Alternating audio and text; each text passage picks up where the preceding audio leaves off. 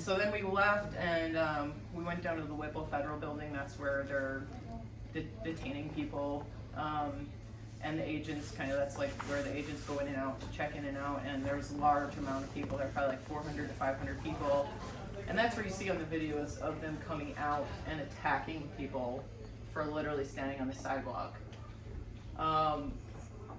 We both looked at each other and we were like, okay, I can't feel my hands or my feet because it was like 2 degrees.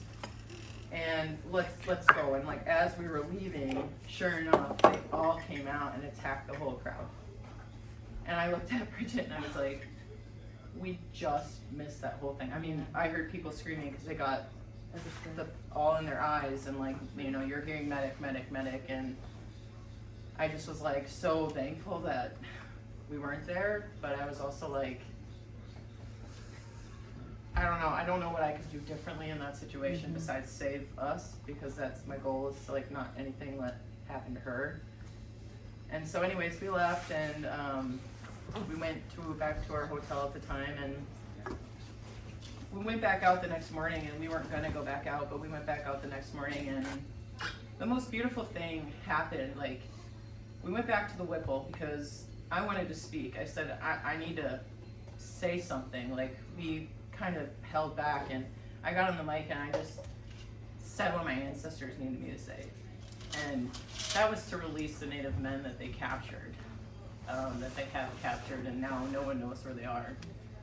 And I needed to say something to that, just so my ancestors hear that, you know, that my spirit is there, and like we want the release of them. And it's not fair that Native Americans have been going through this. We have always had people killed.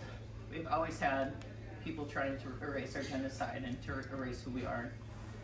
And so we left. It was heavy, and we got back, and I made a couple of Facebook posts, and I just needed to like vent about, you know, seeing what I saw. And then fast forward, a week goes by, and we hear about Alex Pretti being killed. And again, that feeling of like, I'm sure everyone felt the same way. Like, are you okay? Like, how are they gonna spin this? What type of excuses are they gonna use? And we went to powwow that on Saturday, the day after it happened. No, the day that it happened. The day it happened, Saturday. And we went to powwow, and I just closed my eyes, and I was just listening to the drums and listening to the prayer, and I just said, I have to go back. I have to go back. Like, it was just this overwhelming feeling. And Bridget's like, I mean, if you feel like you need to do that, and she's like, I don't know that I can go with you this time.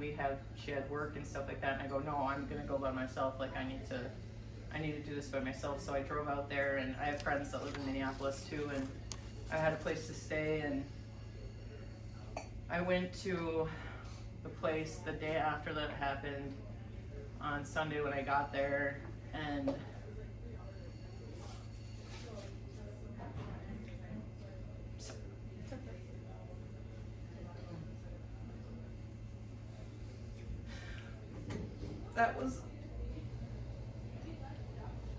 there was a lot of people there that live across the street and they saw that happen, and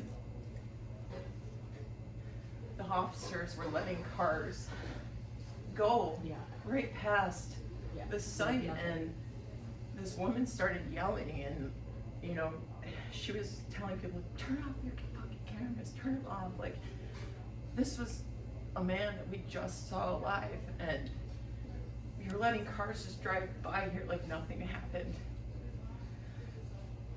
And I just like hugged her, and she's bawling and screaming, and everyone around us just like kind of like blocked off the cops from her and just made a wall, like a human wall. And the cops eventually just moved back, and they let the whole street be occupied by people grieving. And I gave a million hugs to strangers.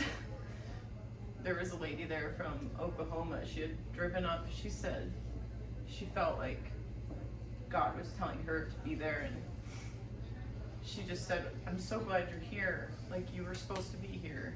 And I was supposed to be here. We all are supposed to be here. And like, when we were there protesting and we were on Whipple, strangers out of nowhere would drive their car up, flip their lids open, and there would just be gloves, hand warmers, scarves, hats, food, water, coffee. I mean, it was unreal to see the humanity that people had. And, you know, people were afraid to stand on the line. I understand that, because your life is literally at risk. But to see the compassion and the humanity in strangers was like what solidified like my whole entire 2 times of being there. Was just like, I needed to see that for myself, because being a teacher, you're really subjected. And like, even after I came back, you know, there was some things in our administration of like making sure your posts are not political, and like what you say on Facebook, you need to not say what you say. And I said, how can you not say what you say? Like, I was watching the woman across the street lose it. I mean, she saw that. And I think like that's where I'm like headed towards. Like, I come from big basketball. Like, I've always been a basketball. I just got inducted to the Wisconsin Basketball Hall of Fame. Like, I've coached my whole life. Like, I've poured my life and soul into basketball. But recently, as of Sunday, when I was driving home, I just told the head coach that that I've been helping for this season. I just said, I'm really sorry to do this, but like, my purpose and my heart is somewhere else. And it's no longer, I mean, I'll always love basketball, but I feel like right now, seeing what I saw and having these dreams, and every time I've left Minneapolis, the last 2 times, I've been driving out, and out of nowhere, a rainbow comes, just pops up right, and I'm just like, how can that not be more clear for me, you know? And I'm very comfortable with that decision, because I need to be here. Like, I need to be with you guys. I need to be at Indivisible. I need to be speaking. I need to be standing on line with people.